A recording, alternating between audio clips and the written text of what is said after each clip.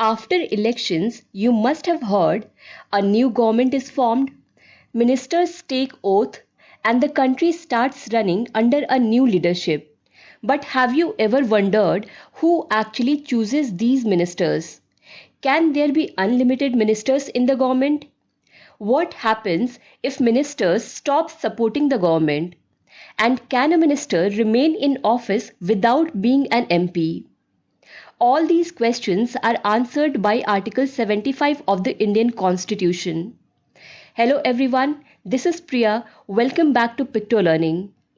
Today we are going to understand Article 75 of the Indian Constitution. Originally, when the Constitution came into force in 1950, Article 75 had only 6 clauses, Clause 1 to Clause 6. Later, the 91st Constitutional Amendment Act of 2003 inserted 2 new clauses between Clause 1 and Clause 2, that is Clause 1A and Clause 1B. So today, Article 75 contains total 8 clauses. So let's understand them one by one in very simple language.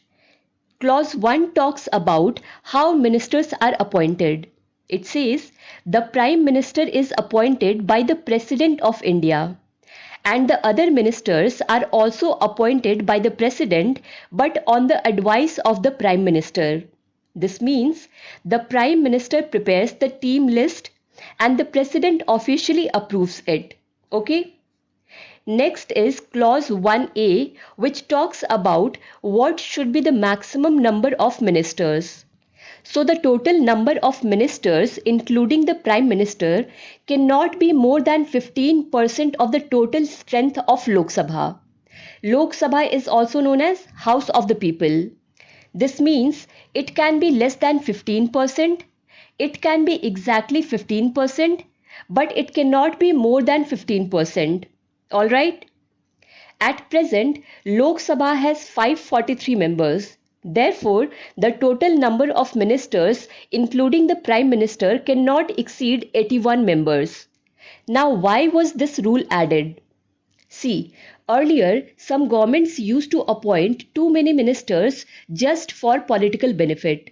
So, this rule was added to avoid unnecessary minister posts, reduce government expenses, and keep the government efficient and limited. Next clause is Clause 1B, which talks about anti-defection rule. This is a very important clause. It says if a person is disqualified under the anti-defection law, then that person cannot become a minister. But what is anti-defection law? Defection means leaving or changing political party after winning elections.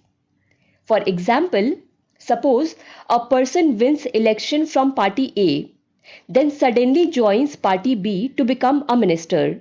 This is called defection. Under anti-defection law, that person can be disqualified from parliament. And Article 75 says such a person cannot immediately become a minister. He remains ineligible to become a minister until the term of the Lok Sabha for which he was elected ends, or he contests an election again and gets elected. This law was added to stop politicians from changing parties for personal benefit like money, power or minister post. Okay? And also remember one thing, the anti-defection law is mentioned in the 10th schedule of the Constitution. Let's talk about the next clause, that is Clause 2. Clause 2 talks about pleasure of the President. This clause says a minister remains in office only as long as the President allows him or her to remain a minister. But for India, there is an important twist. From Article 74, we already know the President acts on the advice of the Prime Minister and the Council of Ministers. So practically, this means ministers remain in office as long as the Prime Minister supports them. If the Prime Minister wants a minister removed, the President removes that minister. So here the pleasure of the President actually works through the Prime Minister. Next is Clause 3, which talks about the collective responsibility. This is one of the most important features of parliamentary government. It says, the Council of Ministers shall be collectively responsible to the House of the People. House of the People means Lok Sabha. What does collectively responsible mean? It means all ministers work as one team and are responsible together before the Lok Sabha. Even if a decision was taken by one minister, the entire government stands behind that decision. Suppose the government launches a new education policy. Even if the policy was mainly prepared by the Education Ministry, the Prime Minister supports it and the other ministers also support it.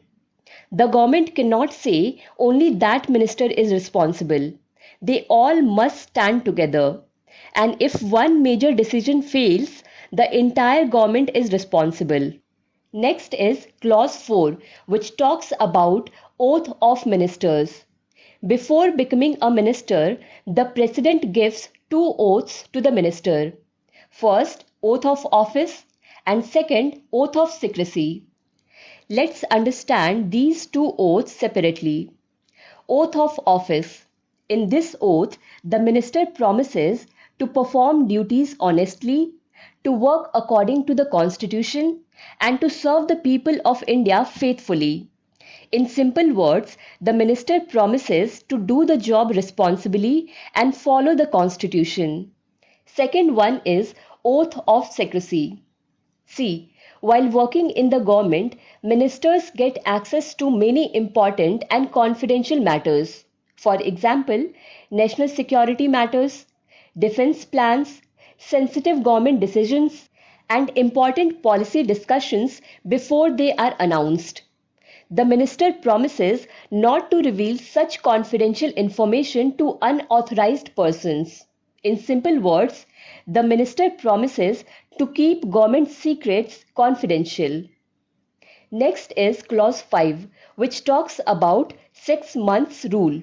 This clause says a minister must become a member of parliament within 6 months. What does this mean?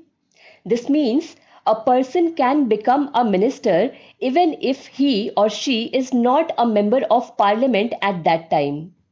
Wait, if someone is not an MP, then how can that person become a minister in the first place?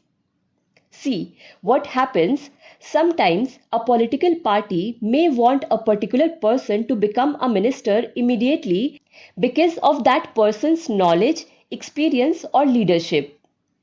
But that person may not be a member of Lok Sabha or Rajya Sabha yet. In such a situation, the person can still be appointed as a minister. But the Constitution does not allow this arrangement to continue forever. It says within 6 months that person must become a member of parliament. If the person fails to become a member of parliament within 6 months, he or she automatically stops being a minister. No special removal order is needed. Let's move to the last clause of this article, that is clause 6. Clause 6 talks about the salary of ministers.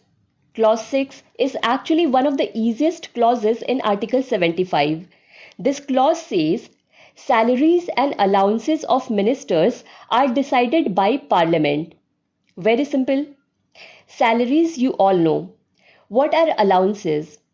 Apart from salary, ministers may receive certain facilities or benefits such as official residence, travel facilities, office expenses, other benefits provided by law. These are called allowances. Got it? Now this clause also says Parliament may time to time by law determine. Why? Because salaries and allowances do not remain the same forever. As circumstances change, Parliament can pass a law to increase the salary, decrease the salary, or change the allowances. So the Constitution leaves this decision to Parliament. And until Parliament fixes the salary by making a law, the salary and allowances will be according to the second schedule of the Constitution. And we know that the second schedule contains rules about the salary and allowances of important government officials. So this is Article 75. This article is important because it explains how the real government works in India. So that's all for today. In the next video, we will continue with the next constitutional article. Until then, thank you so much for watching and supporting Picto Learning.